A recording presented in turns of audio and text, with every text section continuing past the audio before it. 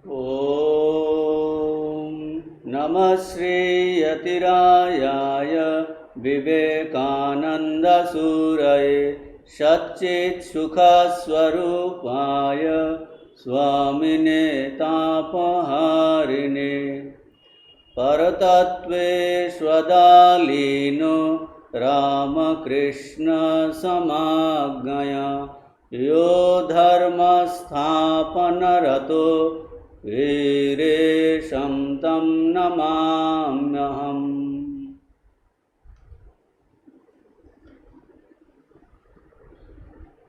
স্বামীজির কর্মযোগ আমাদের চলছে second chapter, each is great in his own place. নিজ নিজ কর্মক্ষেত্রে প্রত্যেকেই বড়।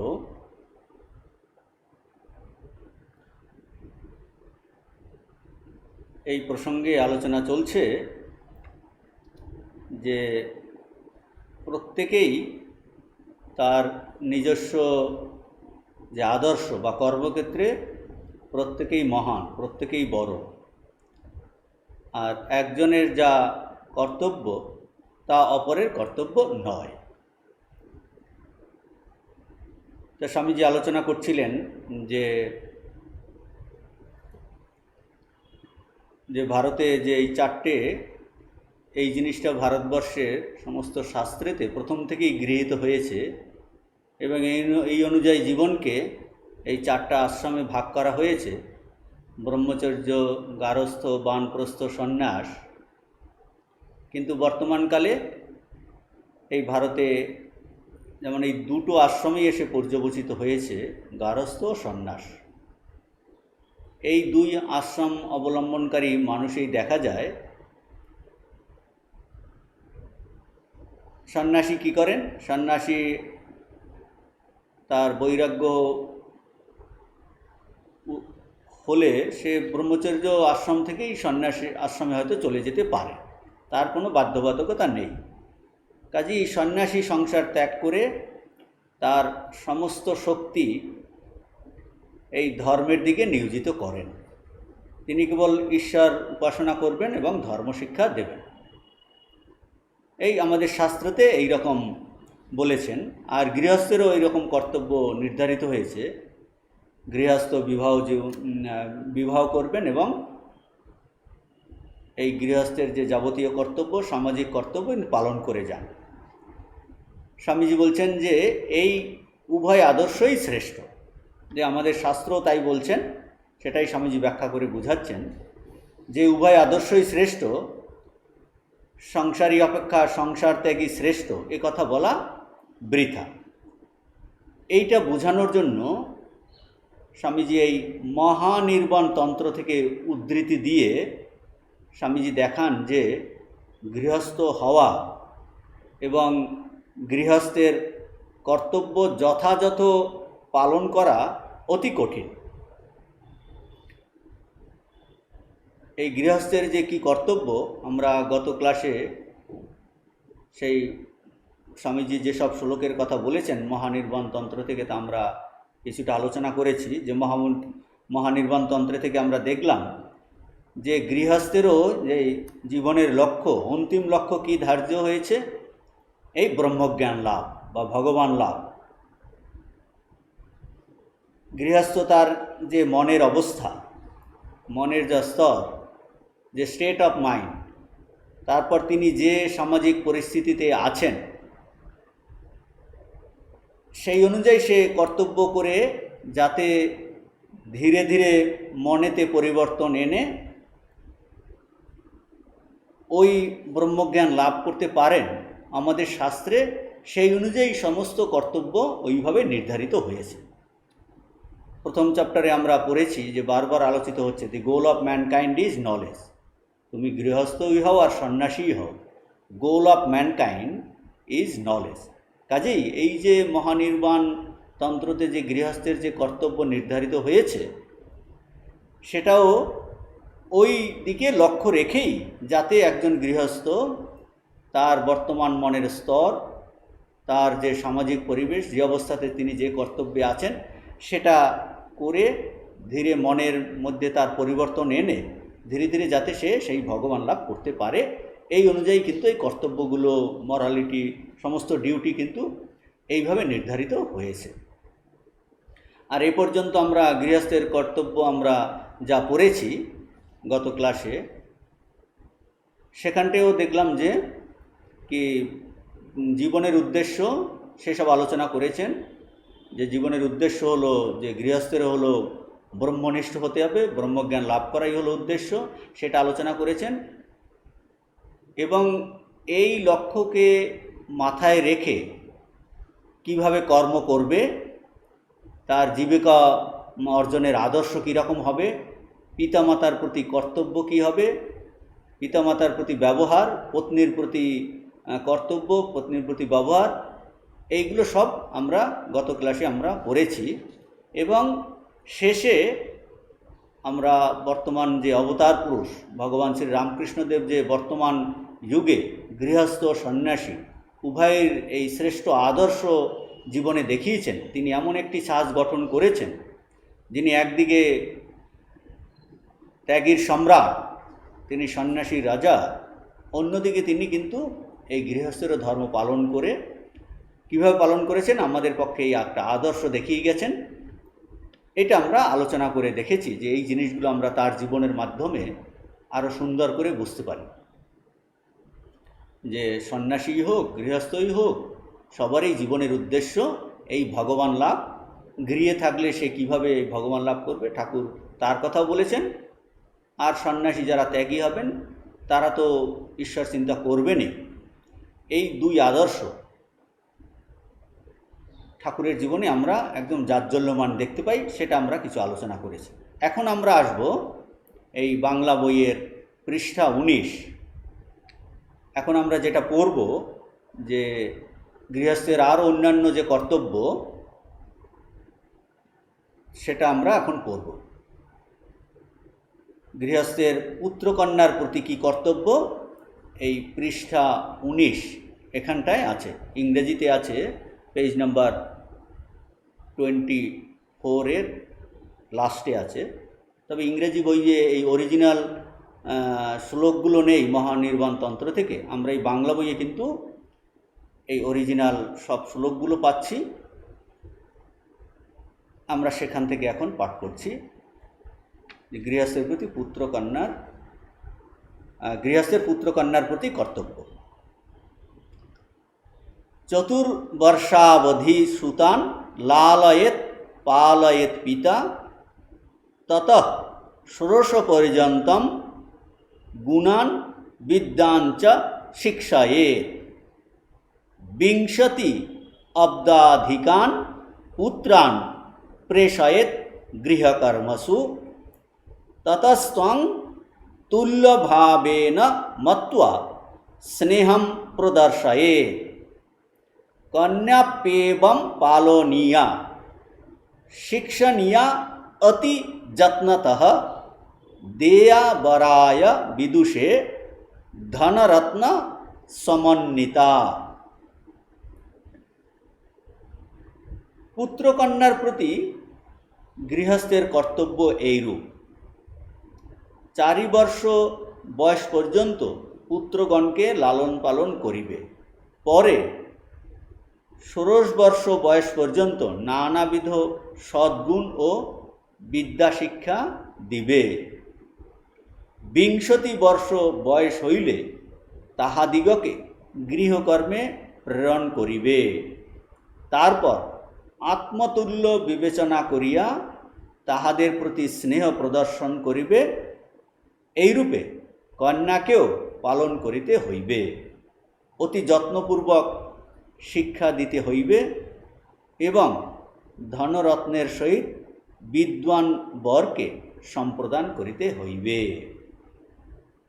কি সুন্দর এই পুত্রকন্যার প্রতি এই কর্তব্যের কথা বললেন। লালন পালন করে তারপর 16 বয়স পর্যন্ত বিদ্যা শিক্ষার কথা বলা হচ্ছে।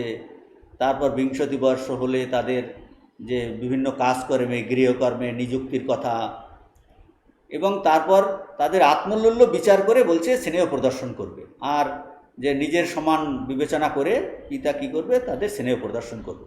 আর এই কন্যাকেও শিক্ষাদানের কথা, যে এই মহানির্বাণতন্ত্র এত প্রাচীন, সেখানেও কিন্তু এই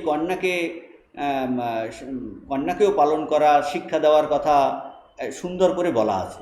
মাঝখানে মধ্যযুগে আমাদের এই মেয়েদের শিক্ষা দেওয়া যাবে না, এতে অধিকার নাই, এইগুলো সব কতগুলো ভুল জিনিস আমাদের দেশে এসে গেছিল। অথচ মহানির্বাণ তন্ত্রতেই দেখা যায় যে সেখানেও বলছেন, বেদেতেও আছে যে এই কন্যাকেও পালন করিতে হইবে এবং যত্নপূর্বক শিক্ষা দিতে হইবে। আমরা শাস্ত্র বাদ দিয়ে অনেকগুলো নিজেরাই ভুল নিয়ম করে এই অনেক ক্ষেত্রেই ভারতবর্ষে এই কারণে অধঃপতন হয়েছে। কিন্তু মহানির্বাণতন্ত্র বলছেন যে ইকুয়ালি এই কন্যাকেও পালন, তাদের শিক্ষা এবং ধনরত্নের সহিত বিদ্বান বরকে সম্প্রদান করার কথা বলছেন। এরপরে বলছেন যে ভ্রাতা, ভগ্নী, ভ্রাতুষ্পুত্র, জ্ঞাতি, বন্ধু, ভৃত্যদের প্রতি কী কর্তব্য। এবং ক্রমেণ ভ্রাতৃংশ স্বশ্রী ভ্রাতৃসুতানপি জ্ঞাতীন মিত্রাণি ভৃত্তাংশ পালয়েত তোষায়েত গৃহী ততঃ সধর্ম নিরতান একগ্রাম নিবাসিনঃ অভ্যাগতান উদাসীনান গৃহস্থ পরিপালয়েত যদ্যেবং নাচরেদ্দেবী গৃহস্থ বিভবেশতি পশুরেব স বিজ্ঞেয়ঃ স পাপী লোকগর্হিতঃ। বলছেন ভ্রাতৃংশ মানে ভ্রাতা, ভাই, আর ষষ্ঠী, ষষ্ঠী মানে ভগ্নী, বোন, আর ভ্রাতৃসুতান মানে ভ্রাতুষ্পুত্র। বলছেন গৃহী ব্যক্তি এইরকম ভ্রাতা, ভগ্নী, ভ্রাতুষ্পুত্র, ভাগিনেয়, জ্ঞাতি, বন্ধু ও ভৃত্যগণকে প্রতিপালন এবং তাহাদের সন্তোষ বিধান করিবেন। তারপর গৃহস্থ স্বধর্ম নিরতান মানে স্বধর্ম নিরত আর ওই গ্রামে যারা বাস করছে, এক গ্রামবাসী, একই গ্রামে যারা বাস করছে, অভ্যাগত মানে সাহায্যের জন্য যারা আসে, অভ্যাগত, আর উদাসীগণকে মানে এই সন্ন্যাসী, ত্যাগীগণকে, বৈরাগীগণকে প্রতিপালন করিবেন। হে দেবী, বিত্ত থাকা সত্ত্বেও যদি গৃহস্থ এরূপ আচরণ না করেন তবে তাহাকে পশু বলিয়া জানিতে হইবে, তিনি লোকসমাজে নিন্দনীয় ও পাপী। যে গৃহস্থের এই সবাইকেই তার যথা সামর্থ্য অনুযায়ী নিজের পুত্র, কন্যা, তারপর বলছে ভ্রাতা, ভগিনী, ভ্রাতুষ্পুত্র প্রত্যেকেই যথাসাধ্য এবং ভৃত্যদেরও তাদের প্রতিপালন এবং সন্তোষ বিধান করা। তারপর স্বধর্মনিরত যারা আছে, ওই গ্রামে যারা বাস করছে, যারা সাহায্যের জন্য এসেছে, সব প্রত্যেকেই এই প্রতিপালন করার কথা কিন্তু বলছেন, যদি তার সামর্থ্য থাকে। যদি না করেন তাহলেই হবে কি, বলছে তিনি লোকসমাজে কিন্তু নিন্দনীয় পাপী, নিন্দনীয় পাপী। তারপর বলছেন গৃহস্থের কি কি করা উচিত নয়, গৃহস্থের কি কি করা উচিত নয় সেটা বলছেন। নিদ্রালস্যম দেহ যত্নম কেশ বিন্যাসমেব চ আসক্তিম অশনে বস্ত্রে নাতিরিক্তম সমাচরেত যুক্তাহার যুক্ত নিদ্র মিত বাক মিত মৈথুন স্বচ্ছ নম্র শুচির্দক্ষ যুক্ত সৎ সর্বকর্মসু। অসন বলছেন আসক্তিম অসনে, এই অসনে বসনে বলে, অসন মানে ভক্ষণ, বস্ত্রে মানে এই সমস্ত বস্ত্র ব্যবহার, পোশাক আদি। গৃহী ব্যক্তি অতিরিক্ত নিদ্রা, আলস্য, দেহের যত্ন, কেশ বিন্যাস এবং অসন বসনে আসক্তি ত্যাগ করিবে। মানে কি কি করবে না তার কথা এখন বলছেন। আর কি, গৃহী ব্যক্তি আহার, নিদ্রা, বাক্য, মৈথুন এ সকলেই পরিমিতভাবে করিবে। গৃহস্থ অকপট, নম্র, বাহিরে অন্তরে শৌচ সম্পন্ন, সকল কর্মে উদ্যোগী ও নিপুণ হইবে। শুচির দক্ষ, স্বচ্ছ, নম্র, শুচির দক্ষ, যুক্ত স্যাৎ সর্বকর্মসু। যে এত সুন্দর বলেছেন যে অকপট হওয়ার কথা বলছেন, নম্র, বাহিরে অন্তরে শৌচ সম্পন্ন, বাহিরের শৌচ ভিতরের শৌচ, আর সকল কর্মে অত্যন্ত উদ্যোগী আর নিপুণ হইবে। এরপরে বলছেন যে আরও সুন্দর বলছেন যে গৃহস্থের এই শত্রু আর অসৎ ব্যক্তির প্রতি কী তার ভাব অবলম্বন করা উচিত, অন্যদিকে গুরু, বন্ধুবান্ধব, আত্মীয় স্বজন, সম্মানীয় ব্যক্তির সামনে কিভাবে ব্যবহার করবেন, এইসব কথা বলছেন এখন। সুর শত্রৌ বিনীত স্যাৎ বান্ধবে গুরু সন্নিধৌ। বলছেন গৃহী ব্যক্তি শত্রুর সমক্ষে শৌর্যবীর্য অবলম্বন করিবে এবং গুরু ও বন্ধুগণের সমীপে বিনীত থাকিবে। বলছে শত্রুর সামনে কিন্তু তোমার সাহস, শৌর্য, একদম পরাক্রম দেখাতে হবে, কিন্তু এইরকম গুরুজন, বন্ধুবান্ধব তাদের সমীপে বিনীত। শত্রুগণকে বীর্য প্রকাশ করিয়া শাসন করিতে হইবে, ইহা গৃহস্থের অবশ্য কর্তব্য। গৃহস্থ ঘরের এক কোণে বসিয়া কাঁদিবে না। স্বামীজি এগুলোকে আরও সুন্দর করে ব্যাখ্যা করছেন যে মিনমিনে পিনপিনে ভাব, আমার দ্বারা হবে না, এক কোণে বলছে আমাকে মারছে। বলছেন গৃহস্থ ঘরের এক কোণে বসিয়া কাঁদিবে না, অপ্রতিকার বিষয়ক বাজে কথা বলিবে না। এই যে মানে অন্যায়ের প্রতিকার গৃহস্থকে করতেই হবে, রেজিস্ট দ্য ইভেল। যা কিছু খারাপ, পাপ, সর্বত্র তাকে প্রতিবাদ করতে হবে, এবং তা যে করছে সবসময় বলছে অপ্রতিকারক বিষয়ক বাজে কথা বলবে না। তারকে কিন্তু এই অপ্রতিকার তার ধর্ম নয়, তাকে প্রতিকার করেই ধীরে ধীরে অপ্রতিকার অবস্থায় পৌঁছাতে হবে। কিন্তু প্রথমেই আমি অপ্রতিকার, আমাকে সবাই মেরে যাবে, এগুলো আগে আমাদের আলোচনা হয়েছে যে এক কোণে বসে কাঁদবে না আর অপ্রতিকারক বিষয়ক বাজে কথা বলিবে না, তাকে কিন্তু প্রতিকার করতে হবে। গৃহস্থ যদি শত্রুগণের নিকট শৌর্য প্রদর্শন না করে তাহলে তাহার কর্তব্যে অবহেলা করা। মানে গৃহস্থকে তার শত্রু সামনে গিয়ে তার বীরত্ব, শৌর্য, শক্তি প্রদর্শন করতে হবে, তা নাহলে কর্তব্যে অবহেলা করা হচ্ছে, পালিয়ে এলে হবে না।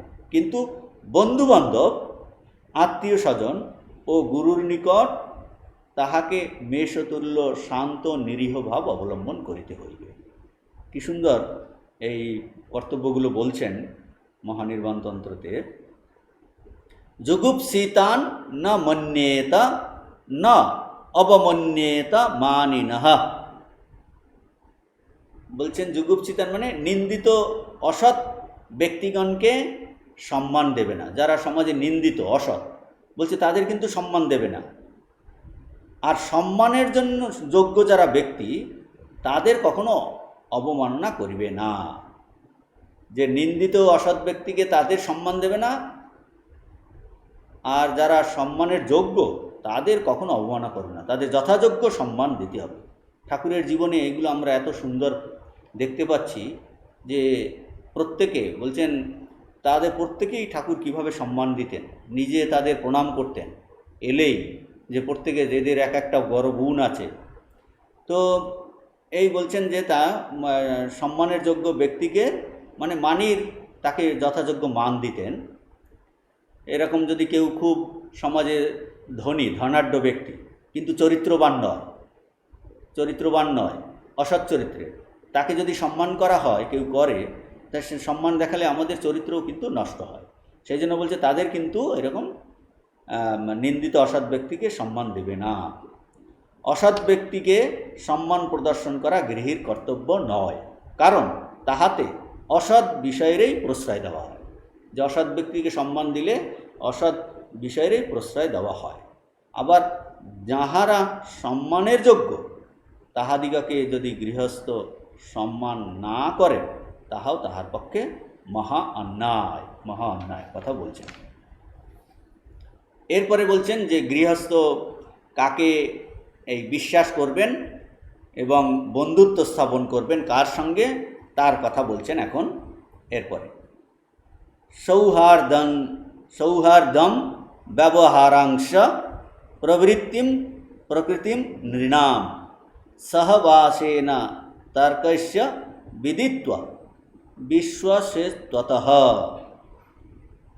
বলছেন যে একত্র বাস, একসঙ্গে বাস ও সবিশেষ পর্যালোচনার দ্বারা লোকের বন্ধুত্ব, ব্যবহার ও প্রবৃত্তি, বন্ধুত্ব, ব্যবহার, প্রবৃত্তি ও প্রকৃতি জানিয়া তবে তাহাদের উপর বিশ্বাস করিবে।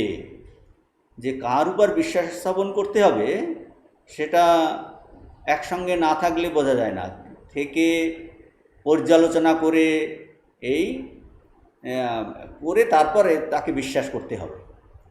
ইভেন আমাদের অর্থাৎ এইগুলো দেখে যেগুলো ভালো, এখানটায় আমাদের এই প্রসঙ্গে মনে পড়ছে যে তৈত্র উপনিষদে আছেন যে গুরু যখন শিষ্যকে এই কনভোকেশন অ্যাড্রেস দিচ্ছেন, তারপর বলছেন যে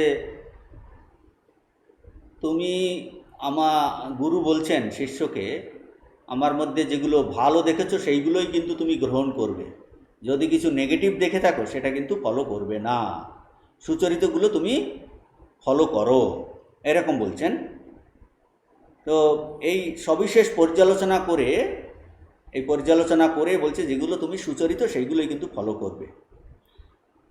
গৃহস্থ যে কোনো, বলছেন যে গৃহস্থ যে কোনো ব্যক্তির সঙ্গে বন্ধুত্ব করিবে না, যেখানে সেখানে যাইয়া লোকের সঙ্গে হঠাৎ বন্ধুত্ব করিবে না।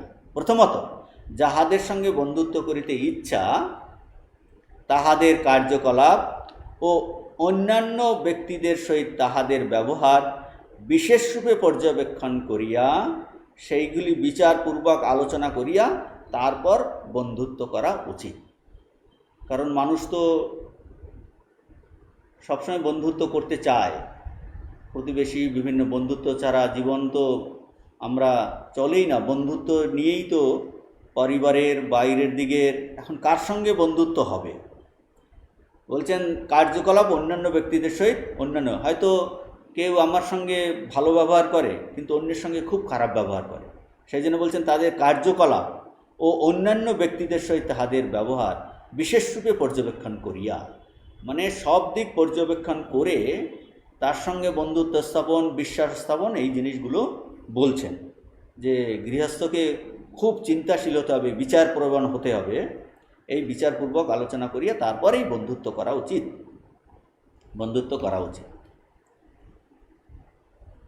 এরপরে বলছেন গৃহস্থ কি কি বিষয় সাধারণের নিকট প্রকাশ করবে না।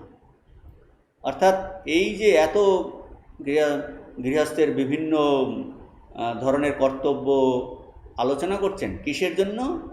যে এই রকম নীতিপরায়ণ হয়ে ভগবানের কাছে যাওয়ার জন্য এসব কথা বলছেন, যে এইখানেই ভালোভাবে থাকবে আর কর্তব্য করে ভালোভাবেই থাকবে, এই যে এই জগৎটাই, এই সংসারটাই উদ্দেশ্য নয়, এগুলো সব উদ্দেশ্য ওই যে নীতিপরায়ণ হয়ে ভগবানের কাছে যাওয়ার জন্য এসব কথা বলা হচ্ছে।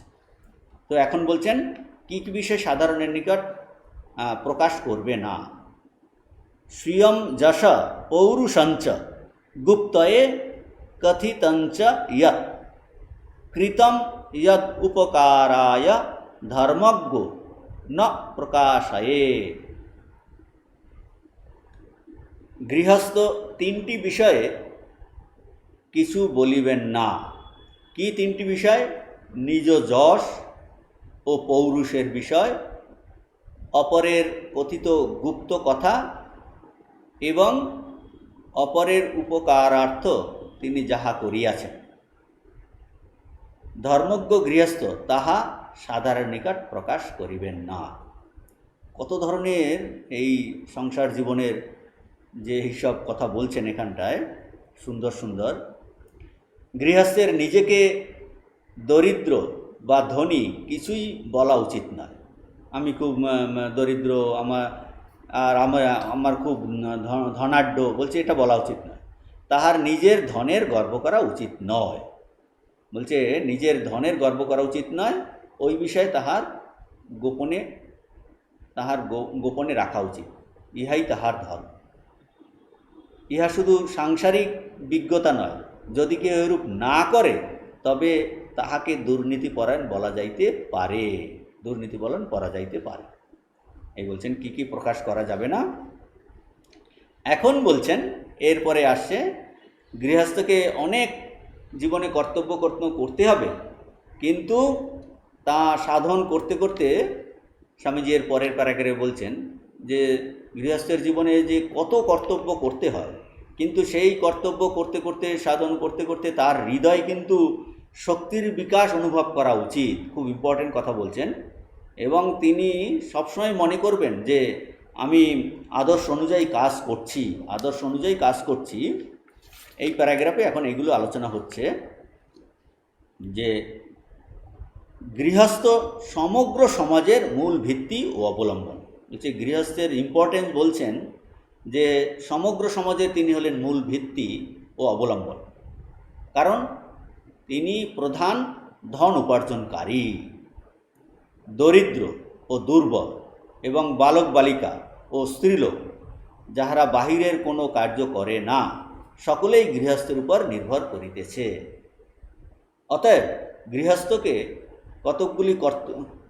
কতকগুলি কর্তব্য সাধন করিতে হইবে, এবং সেই কর্তব্যগুলি এমন হওয়া উচিত যেন সেগুলি সাধনা করিতে করিতে তিনি দিন দিন নিজ হৃদয়ে শক্তির বিকাশ অনুভব করেন, এবং এইরূপ মনে না করেন যে তিনি নিজ আদর্শ অনুযায়ী কার্য করিতেছেন না। কি সুন্দর বলছেন যে এই যে সমস্ত গৃহস্থকে এত কর্তব্য করতে হবে, গৃহস্থের যেমন সমাজে তার এত একটা গুরুত্বপূর্ণ তার স্থান, মূল ভিত্তি সমাজের আর অবলম্বন, কারণ তিনি ধন উপার্জন করেন। যারা দুর্বল বালক স্ত্রীলোক বলছে তারা অনেকেই এই ধন উপার্জন করে না, কাজেই এই গৃহস্থের উপর নির্ভর করে।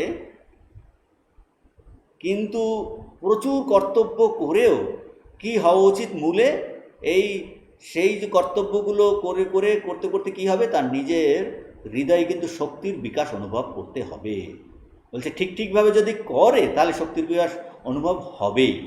এবং তিনি যেন কখনো মনে না করেন যে আমি আদর্শ অনুযায়ী কাজ করছি না, অর্থাৎ তাকে আদর্শ অনুযায়ী কাজ করতে হবে, এবং আদর্শ অনুযায়ী কাজ করলেই তার হৃদয়ে কিন্তু এই শক্তির বিকাশ হবে। এই কারণে কি বলছেন যে শক্তির বিকাশ, এই কারণে বলছেন যুগুপ্সিত প্রবৃত্তৌ চ নিশ্চিতেপি পরাজয়ে গুরুণা লঘুনা চাপি যশস্বী না বিবাদয়ে।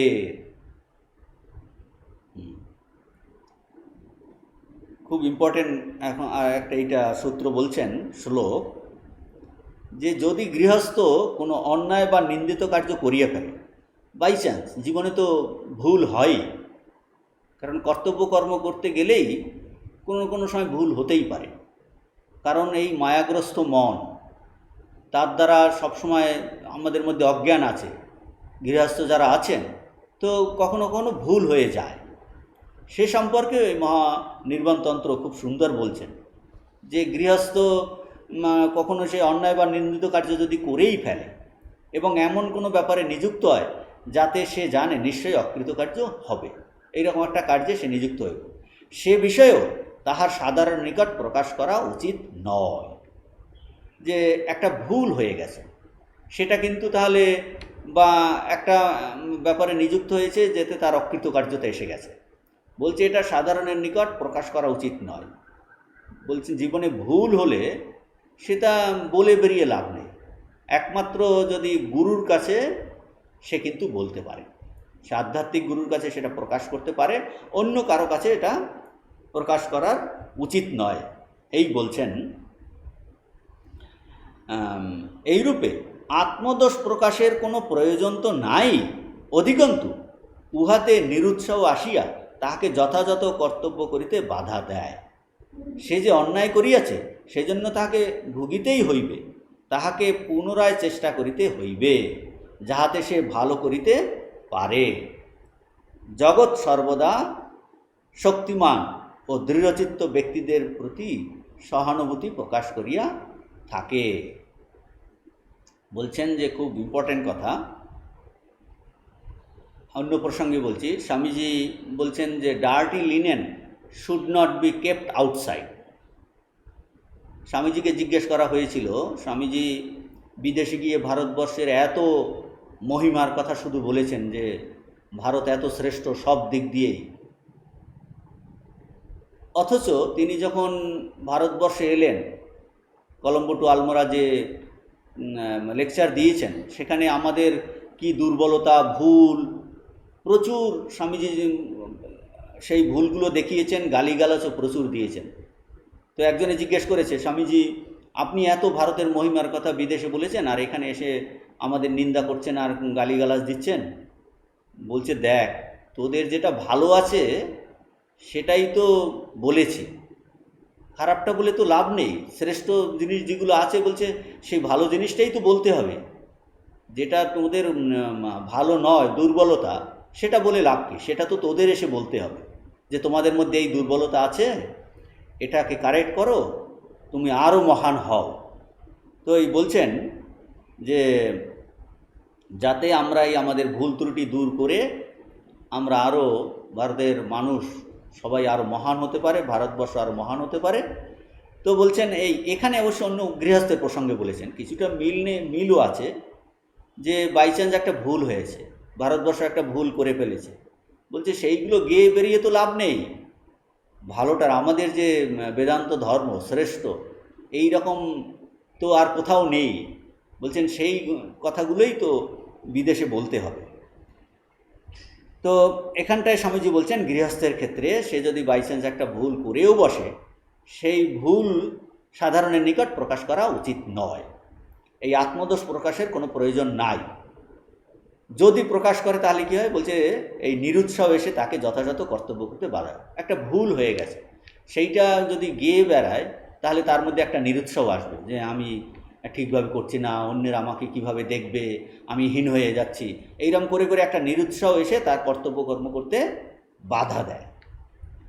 এখন তাহলে কি এইরকম চুপচাপ এরকম অন্যায় করতে হবে এবং অন্যায়ের জন্য তার কিছু হবে না? স্বামীজি বলছে ভুল করলে তার জন্য তাকে ফল ভোগ করতেই হবে।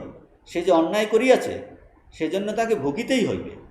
হ্যাঁ, কিন্তু তার জন্য তাকে রেডি থাকতে হবে, হ্যাঁ আমি ভুল করেছি, I have to face it.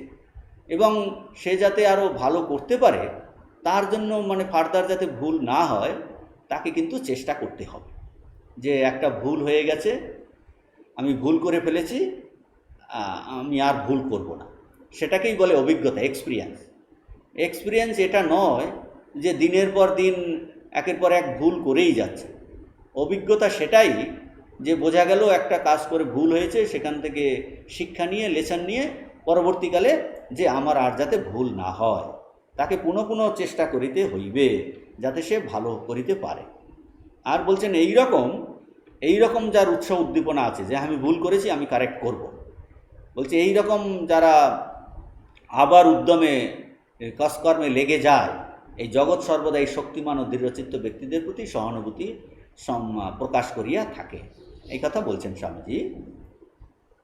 তো গৃহস্থকে এরপরে আরও সুন্দর করে স্বামী কিছুটা সারাংশ করছেন। তাহলে প্রথমত দেখা যাচ্ছে যে গৃহস্থকে প্রথমত জ্ঞান, দ্বিতীয়ত ধন উপার্জনের জন্য প্রাণপণ চেষ্টা করিতে হইবে। দুটো ইম্পর্টেন্ট জিনিসের কথা বলছেন, এক তো জ্ঞান লাভ, আর কি ধন উপার্জন, কারণ তিনি হলেন সমাজের মূল ভিত্তি আর অবলম্বন। দুটো প্রধান হলো জ্ঞান অর্জন, জ্ঞান লাভ আর ধন উপার্জনের জন্য প্রাণপণ তাকে চেষ্টা করতে হবে, ইহাই তাহার কর্তব্য। আর গৃহস্থ যদি এই কর্তব্য পালন না করে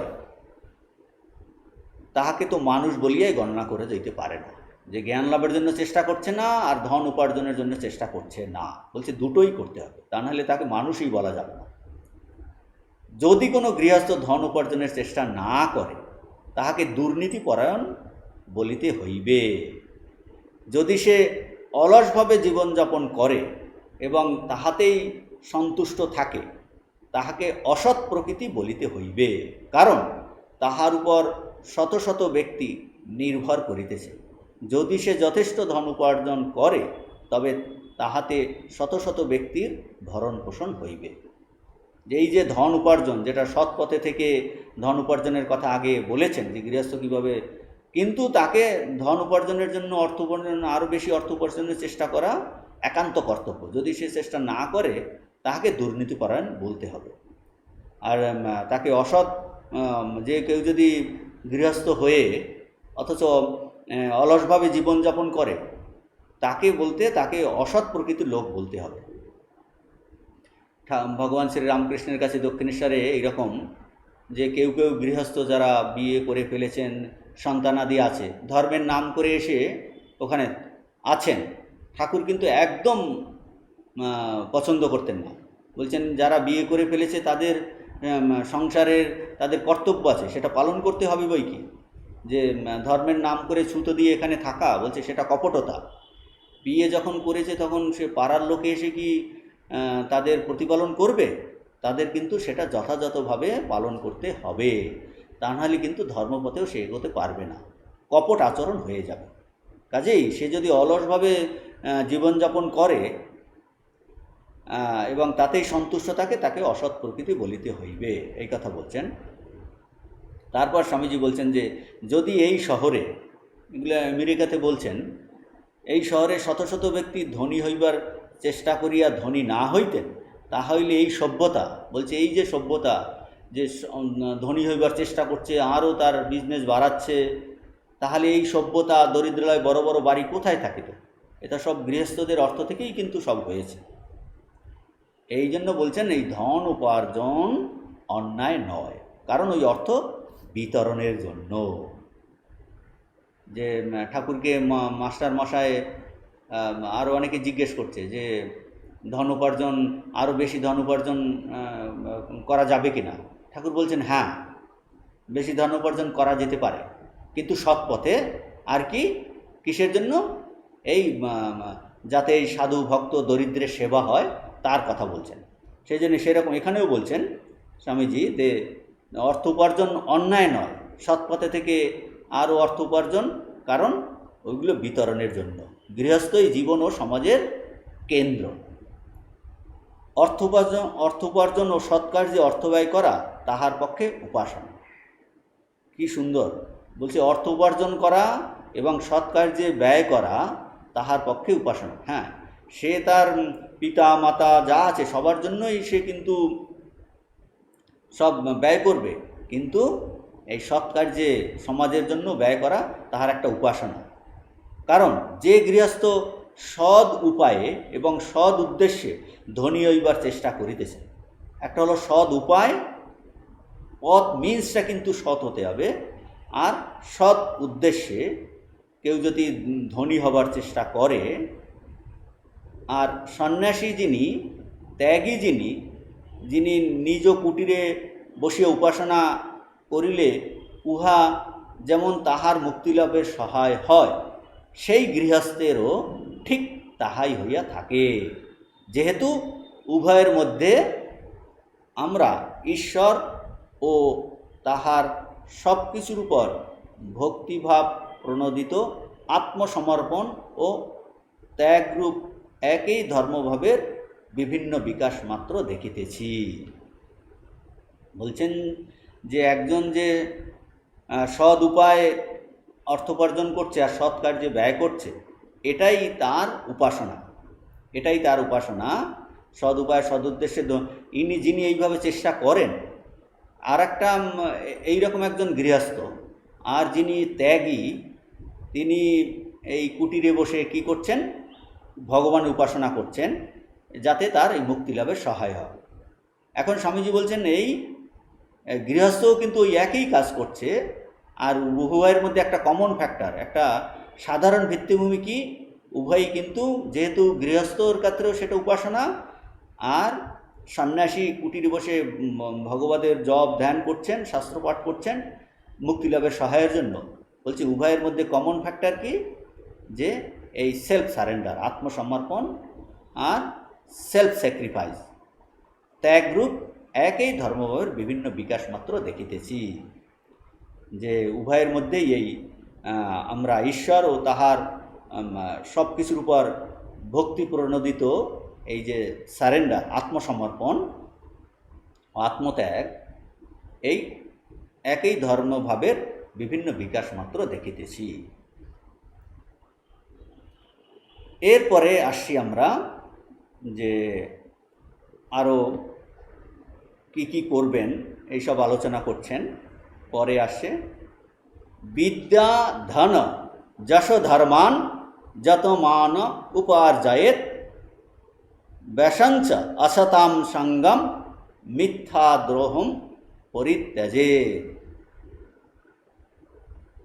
বলছেন যে গৃহস্থ যত্নপূর্বক বিদ্যা, ধন, যশ, ধর্ম উপার্জন করিবে এবং ব্যসন অর্থাৎ দ্রুত ক্রিয়াদি, অসৎসঙ্গ, মিথ্যা বাক্য ও হিংসা, অনিষ্ট আচরণ বা শত্রুতা ত্যাগ করিবে।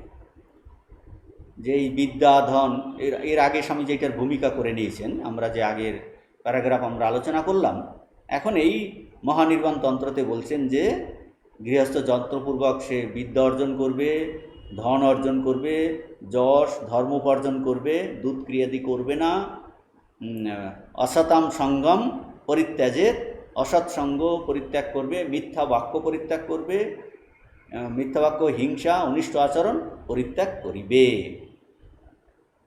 অনেক সময় লোকে নিজেদের সাধ্যাতীত কার্যে প্রবৃত্ত হয় এবং তাহার ফল এই হয় যে উদ্দেশ্য সিদ্ধির জন্য অপরকে প্রতারণা করিয়া থাকে।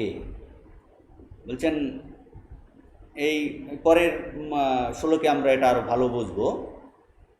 নিজেদের সাধ্যাতীত কার্যে প্রবৃত্ত হয়। ভগবান গীতাতে বলেছেন অনপেক্ষিত পৌরুষম, এটা হলো তামসের লক্ষণ। তামস লোক নিজের কতটা ক্যাপাসিটি আছে, শক্তি আছে, সাধ্য আছে, সেটা না মেজার করেই, না বুঝে এই সাধ্যাতীত কার্যে প্রবৃত্ত হয় এবং তার ফল কি হয় যে উদ্দেশ্য সিদ্ধির জন্য অপরকে প্রতারণা করে থাকে। সেই জন্য গৃহস্থকে সব ব্যাপারে কত বিচারপূর্বক করতে হবে, এইটাই পরের শ্লোকে আমরা বুঝব। অবস্থা অনুগতা চেষ্টা সময়ানুগতা ক্রিয়াঃ তস্মাৎ অবস্থাম সময়ম বীক্ষ কর্ম সমাচরে।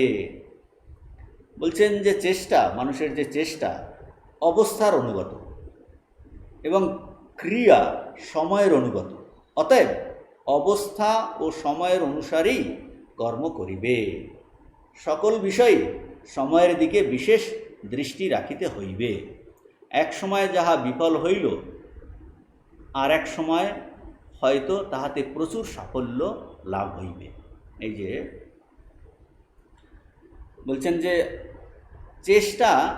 চেষ্টা করলে, এটা কি বলছে, অবস্থার অনুগত। সব অবস্থায় চেষ্টা করলে কিন্তু কাজে দেয় না, এমন একটা অ্যাটমসফিয়ার তখন যে সমস্ত চেষ্টা বিফল হয়ে যায়। বলছেন এইগুলো ভালো করে বিচার বিশ্লেষণ করে, চেষ্টা বলছে অবস্থার অনুগত, আর কার্য ক্রিয়া সময়ের অনুগত। একটা সময়ের জন্য এই কার্য, সেই জন্য বলছে অবস্থা ও সময় অনুসারেই কর্ম করবে। কি অবস্থায় কোন সময়ে কোনটা করলে সাফল্য আসবে, ভালো হবে, এইগুলো বিচার বিশ্লেষণ করেই কিন্তু এইগুলো করতে হয়। সময়ের দিকে দৃষ্টি, যেমন অনেক সময় সাধারণত বলা হয় এই সকাল সন্ধ্যায় ভগবানের স্মরণ মনন করা, যে সবসময় সেই সময় ধ্যান করা উচিত। তখন এই বাইরের যে পরিবেশ, সেখানে সাত্ত্বিক পরিবেশ, সকালের ব্রহ্ম মুহূর্তের পরিবেশ, সন্ধ্যার সময়ের পরিবেশ, বলছে তখন অটোমেটিক্যালি প্রকৃতির মধ্যেই এমন একটা অবস্থা আসে যে সাত্ত্বিক ভাব আসে। আমার মনের মধ্যেও, মানুষের মনেতেও তখন সাত্ত্বিক ভাব আসে। তখন বলছে তুমি ওই সময়ের তুমি সাহায্য নাও। প্রকৃতির মধ্যেও তো অলরেডি সাত্ত্বিক ভাব, মনেতেও সাত্ত্বিক ভাব আসে, তখন তুমি এই সময়ের সাহায্য নাও। কোনো জায়গায় একটা অবস্থা যে একটা আমার মন শান্ত হচ্ছে না, এমন একটা জায়গায় গেল, পরিবেশ খুব ভালো পরিবেশ, সেখানে মানুষজন ভালো, বলছে সেইখানে যদি একটা চেষ্টা করা যায়, জপ ধ্যানের চেষ্টা করা যায়, সেটা তখন চট করে মনটা বসে গেল। তো এই রকম যে কোনো কাজের ক্ষেত্রেই বলছেন যে এই সময়ের দিকে বিশেষ দৃষ্টি রাখা সকল বিষয়ে খুব কর্তব্য বলছেন। এরপরে বলছেন সত্বম মৃদু প্রিয়ম ধীর বাক্যম হিতকরম বদে আত্মোৎকর্ষস্তথা নিন্দাম পরেশাম পরিবর্জায়ে। গীতাতে যেমন ভগবান বলছেন অনুদ্বেগকরম বাক্যম সত্বম প্রিয়ম হিতম চ যৎ, এটার কথাই এখানটায় আসছে যে ধীর গৃহস্থ ব্যক্তি সত্য, মৃদু, প্রিয় ও হিতকর বাক্য বলিবেন। সত্যম প্রিয় হিতম হিতম চ অনুদ্বেগকরম বাক্যম, হিতকর বাক্য বলিবেন। তিনি নিজের যশ খ্যাপন করিবেন না এবং পরনিন্দা পরিত্যাগ করিবেন। ঠাকুর বলছেন যে পোকাটির পর্যন্ত নিন্দা করবে না। মা বলছেন না যে দোষ দেখবে নিজের, অপরের দোষ দেখো না, তাতে আমার কোনো লাভ হয় না।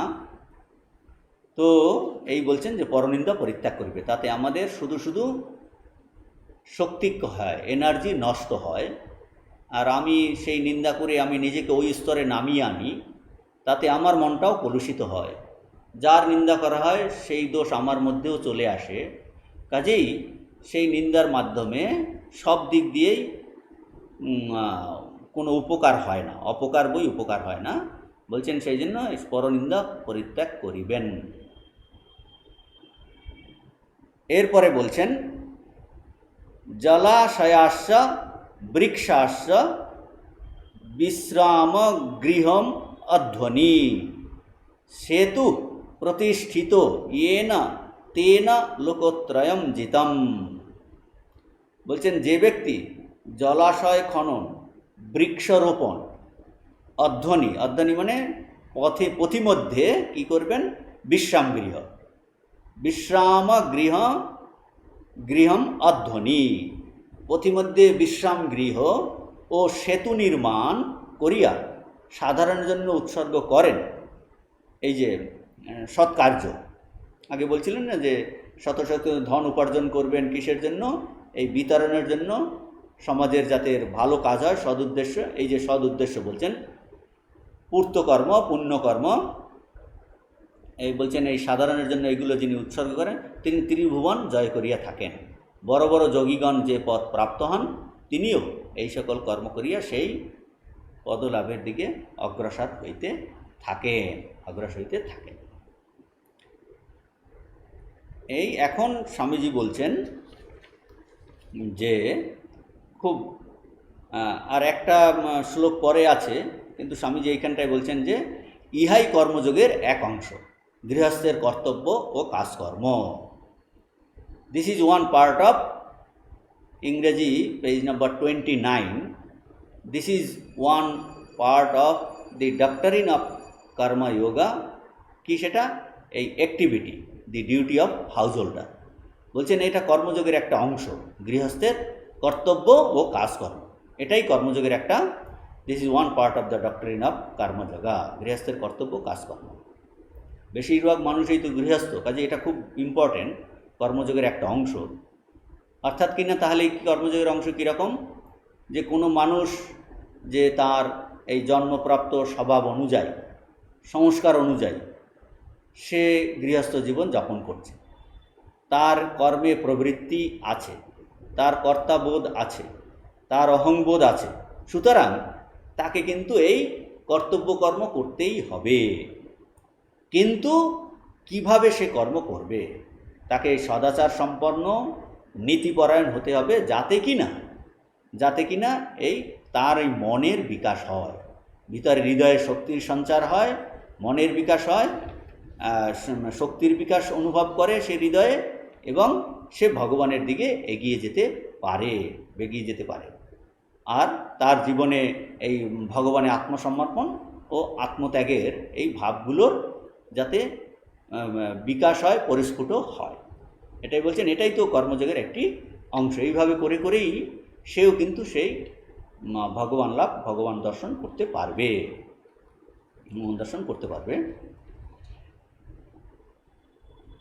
স্বামীজি এখানটায় এই পরে আরেকটি শ্লোক এই মহানির্বাণ তন্ত্র থেকে আছে যে উক্ত তন্ত্র গ্রন্থেই আর কিছু পরে অপর একটি শ্লোক দৃষ্ট হয়। খুব ইম্পর্টেন্ট একটা শ্লোকের কথা স্বামীজি এখানটায় এই লাস্টে এনেছেন যে কি ন বিভেতি রণাদ ইয়ো বৈ সংগ্রামেপি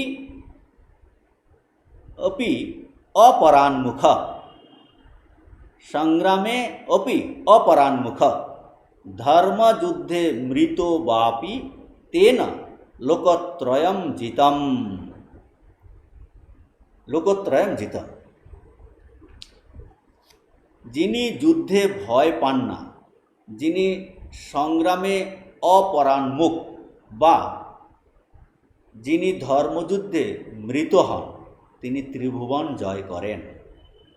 যদি স্বদেশের বা স্বধর্মের জন্য যুদ্ধ করিয়া গৃহস্থের মৃত্যু হয়, যোগীগণ ধ্যানের দ্বারা যে পদ লাভ করেন তিনিও সেই পদ লাভ করিয়া থাকেন। ইহাতে স্পষ্ট দেখাইতেছে যে একজনের পক্ষে যাহা কর্তব্য অপরের পক্ষে তাহা কর্তব্য নয়, পরন্তু শাস্ত্র কোনোটিকেই হীন বা উন্নত বলিতেছেন না। বিভিন্ন দেশ কাল পাত্রে বিভিন্ন কর্তব্য রহিয়াছে এবং আমরা যে অবস্থায় রহিয়াছি আমাদিগকে তৎ উপযোগী কর্তব্য পালন করিতে হইবে। তো বলছেন এই গৃহস্থে যদি এই স্বধর্মের জন্য স্বদেশের জন্য তিনি যদি মরেও যান যুদ্ধক্ষেত্রে, তাহলে কি বলছে যোগীগণ ধ্যানের দ্বারা যে পদ লাভ করবেন তিনিও কিন্তু সেই পদেই লাভ করবেন। কাজেই গৃহস্থের কিন্তু এটাই বলছেন কর্তব্য, একজনের যা কর্তব্য, যোগীর যেটা কর্তব্য তিনি ধ্যান করছেন, ঈশ্বর উপাসনা করছেন, শাস্ত্র চর্চা করছেন, এটা তার কর্তব্য। কিন্তু গৃহস্থেরও কি কর্তব্য এটা দেখাচ্ছেন যে প্রত্যেকেই তার কর্তব্যের ক্ষেত্রে শ্রেষ্ঠ যতক্ষণ তার এই কর্মে প্রবৃত্তি আছে। তা কাজেই তাকে কিন্তু সেটা নির্ভীকভাবে উদ্যম সহকারে করে যেতে হবে। একজনের পক্ষে যা কর্তব্য অপর পক্ষে কর্তব্য নয়, শাস্ত্র কোনোটিকেই হীন করছেন না, প্রত্যেকটাই কিন্তু মহান।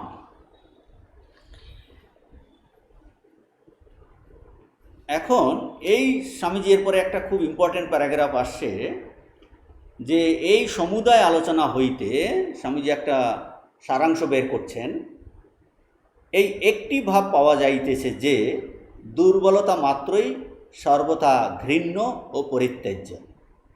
আমাদের দর্শন, ধর্ম বা কর্মের ভিতর, আমাদের সমুদায় শাস্ত্রীয় শিক্ষার ভিতর এই বিশেষ ভাবটি আমি খুব পছন্দ করি। যদি তোমরা বেদ পাঠ করো দেখিবে তাহাতে অভয় শব্দটি বারবার উক্ত হইয়াছে। কোনো কিছুকেই ভয় করিও না, ভয় দুর্বলতার চিহ্ন। এই দুর্বলতাই মানুষকে ভগবানের পথ হইতে বিচ্যুত করিয়া নানা পাপ কর্মে টানিয়া লয়। সুতরাং জগতের ঘৃণা ও উপহাসের দিকে আদৌ লক্ষ্য না রাখিয়া অকুত ভয় নিজ কর্তব্য করিয়া যাইতে হইবে। খুব ইম্পর্টেন্ট প্যারাগ্রাফ, যে ইংরেজিতে বলছেন যে one idea comes out of all this. এ পর্যন্ত যত কিছু কর্তব্য বললেন এবং লাস্টে যে ন বিভেতি রণাদ এই শ্লোক স্বামীজি কোট করছেন, স্বামীজি বলছেন যে one idea comes out of all this, the condemnation of all weaknesses. This is a particular idea in all our teachings which I like. Swamiji এটা খুব পছন্দ করেন। কি বলছেন? Either in philosophy or in religion or in war, if you read the Vedas, you will find this word always repeated: fearlessness. Fear nothing. Fear is a sign of weakness. বলছে ভয় হলো দুর্বলতার লক্ষণ। A man must go about his duties without taking notice of the sneers and ridicule of the world. তো এই বলছেন দুর্বলতা মাত্রই সর্বথা ঘৃণ্য পরিত্যাজ্য। যে এই সমুদায় আলোচনা হইতে এই ভাব পাওয়া যাইতেছে যে দুর্বলতা মাত্রই ঘৃণ্য পরিত্যাজ্য। এখন এই ঘৃণ্য পরিত্যাজ্য কোনটাকে? ব্যক্তিকে নয়, আদর্শকে নয়, মানে দুর্বলতাকে ঘৃণা করা। অর্থ কি? অর্থাৎ দুর্বলতা আসতে দিও না। বলছেন যে নিজের মধ্যে গৃহস্থের উদ্দেশ্যে বলছেন, তুমি দুর্বলতা আসতে দিও না, তুমি শক্তির কথা চিন্তা করো এবং শক্তি সম্পন্ন হও। দুর্বলতা সর্বদা ঘৃণ্য ও পরিত্যাজ্য। শক্তি কিভাবে আসবে? বলছে তুমি তো শক্তিস্বরূপ, ইউ আর পোটেনশিয়ালি ডিভাইন। বলছেন প্রত্যেক মানুষেই, প্রত্যেক ব্যক্তি এই অব্যক্ত ব্রহ্মস্বরূপ। অর্থাৎ এই নিজের স্বরূপের চিন্তাতে যে আমি ব্রহ্মস্বরূপ, আত্মস্বরূপ, আমি শাস্ত্র অনুযায়ী এই জীবনযাপনের চেষ্টায় রত, এতেই বলছে শক্তি আসবে। শাস্ত্র, আর এই শাস্ত্র কারা বলছেন? যারা এই রিয়েলাইজ করেছেন, সেই শক্তিমান ঋষিদের রিয়েলাইজেশন। বলছেন এইভাবে জীবনযাপন করলে তুমি ঠিকভাবে বলবে, তোমার মধ্যে শক্তির বিকাশ হবে। আর কি বলছেন? যে কোনো এই কাজগুলো করে আমি কোনো অন্যায় করছি না, আমি উন্নত হওয়ার চেষ্টা করছি, এই যে বিশ্বাস, আর নিজেকে ভুল হলেও তার শোধরাবার চেষ্টা, কিন্তু বাইরে বলে বেড়ানো নয়। তাহলেই, কারণ এই বলে বেলায় নিরুৎসাহ আসবে। ভুল হয়ে নিজেকে কারেক্ট করার ইচ্ছা, আমার উন্নত হওয়ার ইচ্ছা, বলছে সেটাও কিন্তু এই শক্তিরই প্রকাশ, শক্তিরই প্রকাশ। স্বামীজি খুব ইম্পর্টেন্ট কথা বলছেন যে এই আমাদের বেদ উপনিষদে এই অভয় শব্দটি এই বারবার উচ্চারিত হয়েছে। কোনো কিছুকে ভয় করো না, ভয় দুর্বলতার চিহ্ন। আর এই ভয়ের জন্যই মানুষ ভগবান পথ থেকে, সৎ পথ থেকে সে বিচ্যুত হয়ে নানা অসৎ কাজ, পাপ কর্ম করে। তৈত্রীয় উপনিষদে ঋষি বলছেন, আনন্দম ব্রহ্মণ বিদ্বান ন বিভেতি কদাচনেতি। বলছেন সেই ব্রহ্মানন্দকে জানলে কখনো ভয় হয় না। এই কদাচন শব্দের দ্বারা এই ভয়ের নিষেধ করা হয়েছে। অর্থাৎ গুরু শিষ্যকে বলছেন, তুমি ভয় পেও না, তুমি সাহস ভরে এগিয়ে যাও। এই ব্রহ্মানন্দকে জানলে, ব্রহ্মস্বরূপকে জানলে, তোমার স্বরূপকে জানলে ভয়ের কোনো প্রশ্নই নেই। আবার ওই উপনিষদে পরে আবার বলছেন, ন বিভেতি কুতস্য নেতি, আনন্দম ব্রহ্মণ বিদ্বান ন বিভেতি কুতস্য ন ইতি। এই যে ব্রহ্ম সম্বন্ধে আনন্দকে যিনি জানেন, তিনি সর্বভয়ের কারণ থেকে মুক্ত হন। কারণ তিনি তখন তিনি সেই এক বস্তুকে উপলব্ধি করেন, দ্বিতীয় বস্তুকে দেখেন না। কাজেই সর্বভয়ের দ্বিতীয় কোনো বস্তু নেই যার থেকে সে ভয় পাবে বা লুকবে। তৈত্রীয় উপনিষদে আবারও বলছেন ঋষি যে যদা হি এব এষ এতস্মিন অদৃশে অনাত্মে অনিরিক্তে অনিলয়নে অভয়ম প্রতিষ্ঠাম বিন্দতে অথ স অভয়ম গত ভবতি। বলছেন এই ব্রহ্ম আছেন, যখন এই সাধক এই যে সমস্ত দর্শনের অতীত, অশরীর, অনির্বাচ্য, নিরাধার বস্তুতে নির্ভীক রূপে স্থিতি লাভ করে, বলছে এইটাতে যখন আমাদের স্থিতি লাভ হয় তখনই সে অভয়প্রাপ্ত হয়। এই তৈত্রীয় উপনিষদে 3 জায়গাতেই সেই অভয়ের কথা আছে। কঠোপনিষদেও ঋষি বলছেন, অভয়ম তিতির্শতম পারম নাচিকেতম সকে মহি। যে এই সংসার সাগরের ভয়শূন্য পারে যারা যেতে ইচ্ছুক, সেই ব্যক্তিগণের নিকট যিনি অক্ষর পরব্রহ্ম, তাকেও যেন আমরা জানতে সমর্থ হয়েছি। সেই অক্ষর ব্রহ্ম হলেন অভয় স্বরূপ, অভয়ম তিতির্শতম পারম। বৃহদারণ্যক উপনিষদে আছে, সবা এষ মহান অজ আত্মা অজর অমর অমৃত অভয় ব্রহ্ম। অভয়ম বৈ ব্রহ্ম ইয়ঃ এবং বেদ অভয়ম হি বৈ ব্রহ্ম ভবতি। বলছে এই উক্ত এই আত্মাই অজ, অমর, অমৃত, অভয় ও ব্রহ্ম। অভয় ব্রহ্ম, যিনি এইরূপ জানেন তিনি অভয় ব্রহ্ম হন। তো স্বামীজি বলছেন যে বেদে আমরা কয়েকটা উদাহরণ দিলাম যে এই শব্দটি বারবার উক্ত হয়েছে যে কোনো কিছুতে ভয় পেও না। যে আমাদের স্বরূপ হলো অভয় স্বরূপ, সেই স্বরূপকে জানলে, যে জ্ঞান অর্জনের কথা বলছে, ব্রহ্মনিষ্ঠের কথা বলছে, এই স্বরূপ কিন্তু অভয় স্বরূপ। স্বামীজি তার বিভিন্ন লেকচারেও এত সুন্দর এইগুলো ব্যাখ্যা করেছেন যে কলম্বো টু অলমোতে জাপনাতে যিনি যে বক্তৃতা দেন বেদান্তের উপরে, যে কিভাবে এই ভয় দুর্বলতা বক্তৃতায় বলেন, এই ভয় দুর্বলতা দূর হয়ে কি করে শক্তি আসবে, স্বামীজি ব্যাখ্যা করছেন যে অতি শৈশব অবস্থা থেকেই তোমাদের সন্তানগণকেই তেজস্বী হও, এইরকম বলছেন। তাহাদিগকে কোনো দুর্বলতা বা কোনো বাহ্য অনুষ্ঠান শিক্ষা দিবার প্রয়োজন নাই। তাহারা তেজস্বী হোক, নিজের পায়ে নিজেরা দাঁড়া।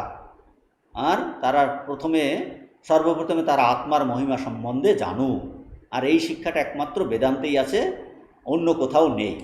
বলছেন মানুষ নিজ আত্মার মহিমায় অবস্থিত, সেই আত্মা অনাদি অনন্ত অবিনাশী অজর অমর, নৈনম ছিন্দন্তি শাস্ত্রাণী, স্বামীজি গীতা থেকে কোট করে বলছেন।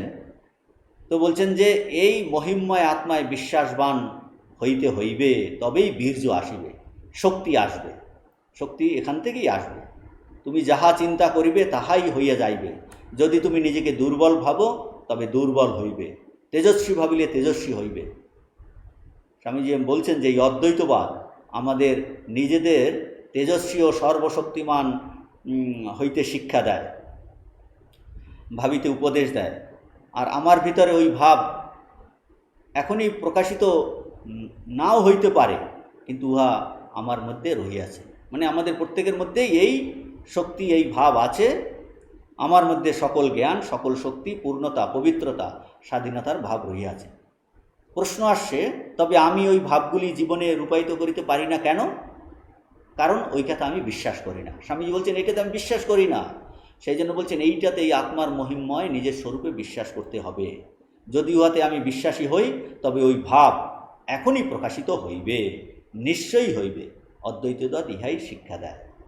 এই যে মহা নির্বাণতন্ত্র বললেন, গৃহস্থদের যে লক্ষ্য এই ব্রহ্মজ্ঞান, যে এইটাতেই কিন্তু সব থেকে শক্তি আসবে, এই আমাদের স্বরূপ জ্ঞানে। এই স্বামীজি বলছেন যে আমাদের সমস্ত শাস্ত্রে এই একটি কথা আমার খুবই ভালো লাগে, যে কিছুতেই ভয় পেও না, ভয় পেও না। তো অন্য কিছুকে ভয় না পাওয়া, এই আমাদের মহান স্বরূপকে সর্বদা স্মরণ রাখার কথা বলছেন। আর যাতে আমাদের মধ্যে এই দুর্বলতা প্রকাশ করতে না পারে, আর দুর্বলতা না এলে আমার দ্বারা কোনো পাপ কাজ, এই দুর্বল কাজ হবে না। কাজেই এই গৃহস্থকে বলছেন যে তুমি তোমার যে অবস্থাতে আছো, যে কর্তব্য কর্মেতে অবস্থিত আছো, ঠিকভাবে সম্পন্ন করেই তুমি এগিয়ে যাবে। আর জগতের ঘৃণা উপহাসের দিকে আদৌ লক্ষ্য না রেখে অকুতোভয় নিজ কর্তব্য করে যেতে হবে। তো এই গৃহস্থ আর দুজনের আদর্শের কথা, কর্তব্যের কথা, বিশেষ করে গৃহস্থের কর্তব্যের কথা আলোচনা করলেন। যে সংসার থেকে সন্ন্যাসী তার আদর্শে নিষ্ঠা রেখে ঈশ্বর উপাসনা করা উচিত, আর তার মনে করা উচিত নয় যে সংসারে ঈশ্বরের উপাসনা করছে না। তেমনি আবার গৃহস্থদেরও, গৃহস্থ ধর্ম পালন যারা করছেন তাদেরও কিন্তু আদর্শকে ধরে রাখা উচিত এবং সদা সবার মঙ্গলের চেষ্টায় রত থাকা উচিত। তাদের ওই রকম মনে করা উচিত নয় যে সন্ন্যাসীরাও ভবঘুরে নিষ্কর্মা ঘুরে বেড়ায়। উভয়ের ক্ষেত্রেই আদর্শে নিষ্ঠা আছে কিনা সেটাই হলো খুবই গুরুত্বপূর্ণ জিনিস। নিজ নিজ ক্ষেত্রে প্রত্যেকেই এই বিষয়টি, নিজ নিজ ক্ষেত্রে প্রত্যেকেই যে বড় মহান, এইটা স্বামীজি এখন একটি এই গল্পর দ্বারা বোঝাবেন, মহাভারতের গল্পর দ্বারা। আমরা গল্পটা পুরো পাঠ করছি না, আমরা সিনপসিসটা বলে আজকে শেষ করছি। যে এই গল্পতে আমরা দেখতে পাই এক রাজার প্রশ্ন ছিল, কি প্রশ্ন? যে সংসার ত্যাগ করে সন্ন্যাস গ্রহণ করে সে বড়, না যে গৃহ থেকে গৃহস্থের সমুদায় কর্তব্য করে যায় সেই বড়? একজন যুবা সন্ন্যাসী রাজাকে এর উত্তরে বলেন, হে রাজন, নিজ নিজ কর্মক্ষেত্রে প্রত্যেকেই কিন্তু বড়। এবং তা প্রমাণ করার জন্য ওই সন্ন্যাসী রাজাকে বলেন, আসুন কিছুদিন আপনাকে আমার সঙ্গে থাকতে হবে, তবে যা বলছি তা প্রমাণিত হবে। অর্থাৎ কিনা বোঝা যাচ্ছে যে এই প্রমাণ কি করে হবে? তর্ক বিচারের দ্বারা এর প্রমাণ হবে না, প্রমাণ তো জীবনে হবে, আচরণে হবে। যে কোনো শাস্ত্রের অর্থ বলছে এটা মহাপুরুষের জীবনীতে পাওয়া যায়, সেই রকম এই যে কে বড় এর প্রমাণ জীবনে দেখতে হবে। তো আমরা গল্পেতে দেখতে পাই যে এই পক্ষী পরিবারের জীবন কাহিনী পাই। তাদের ঘরে যে এই কয়েকজন অতিথি এসেছেন, তারা গৃহস্থ, তো যারা ঘরে এসেছে তাদের খেতে দেওয়া তো এই গৃহস্থের কর্তব্য। কাজেই এই পক্ষী পরিবার কি করবেন, যে প্রথমে তাকে শীতের দিনে কাঠ এনে আগুন জ্বালিয়ে তারা যাতে তাদের শীত নিবারণ হয় সেটা ব্যবস্থা করলেন। এখন খাবার জন্য কি করবেন, তারা এক এক করে সবাই আগুনে ঝাঁপ দেন যাতে অতিথিরা তাদের ভক্ষণ করতে পারে।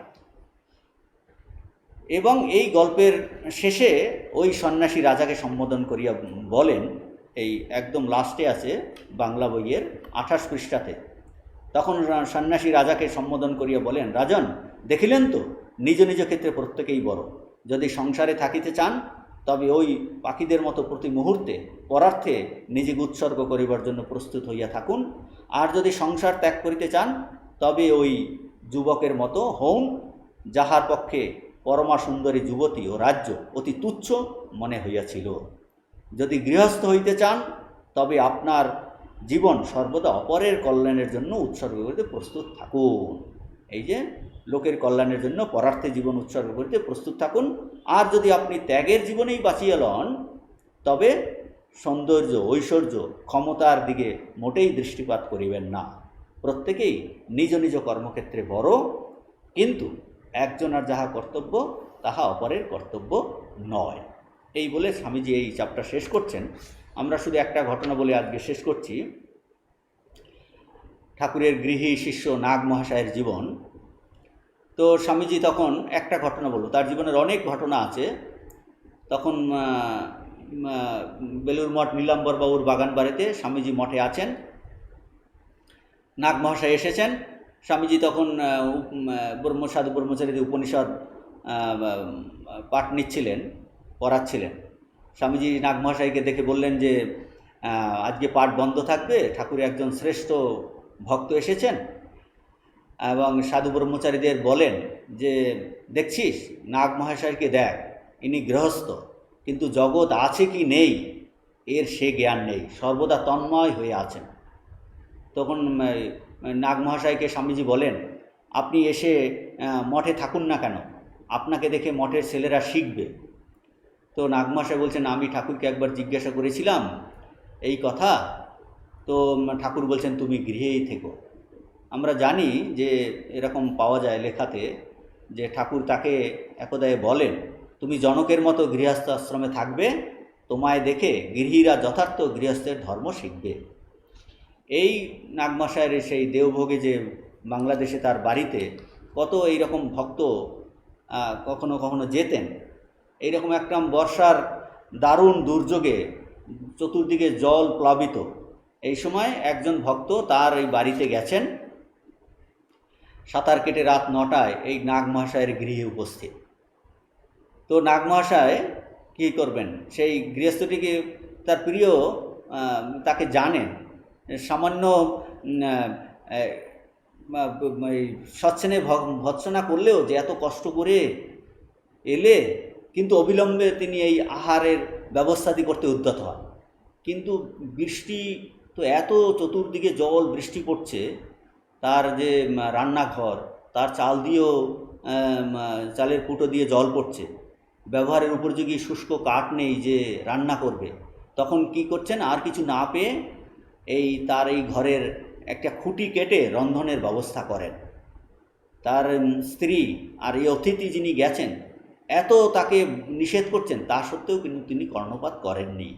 যে এই গৃহস্থের যে কর্তব্য, নাগ মহাশয় এতভাবে তার জীবন, এত সুন্দর জীবন, যে গৃহস্থের কি কর্তব্য, সেবা, সব কিছু অন্যের জন্য সবসময় দিয়ে দেওয়ার যে এই আদর্শ কর্তব্য নাগ মহাশয়ের জীবনে আমরা দেখতে পাই। যে এই স্বামীজি দেখালেন যে প্রত্যেকেই সেই সন্ন্যাসীও তার যে স্থানে আছে সেখানে শ্রেষ্ঠ, গৃহও তার স্থানে শ্রেষ্ঠ, কেউই কিন্তু ছোট নয়। Each is great in his own place. নিজ নিজ কর্তব্য করতে প্রত্যেকেই বড়, তবে দেখতে হবে সে আদর্শকে ধরে আছে কিনা। প্রত্যেকের জীবনের উদ্দেশ্য হলো ভগবান লাভ। গৃহস্থ তার সেই যে কর্তব্যতে আছে, গৃহে আছে, সেখানেও কিন্তু সেই মরালিটি, এথিক্স এইগুলো বজায় রেখে সদাচার সম্পন্ন, সত্যকে অবলম্বন করে সে সমস্ত যদি কাজ করে, তবে সে নিচের দিকে যাবে না, তার হৃদয়ে বলের সঞ্চার হবে, ধীরে ধীরে সে কিন্তু সেই একই ভগবানকে লাভ করতে পারবে। যা কিনা সন্ন্যাসী গৃহ ত্যাগ করে সে ভগবানের উপাসনা করে শাস্ত্র চর্চা করে সেও কিন্তু সেই ভগবান প্রাপ্তি লাভ করতে চায়। দুজনেই প্রত্যেকেই নিজের স্থানে কিন্তু শ্রেষ্ঠ। আজকে এখানে আমরা শেষ করছি। ওম শান্তি শান্তি শান্তি। হরি ওম তৎসৎ। শ্রীরামকৃষ্ণার্পণমস্তু।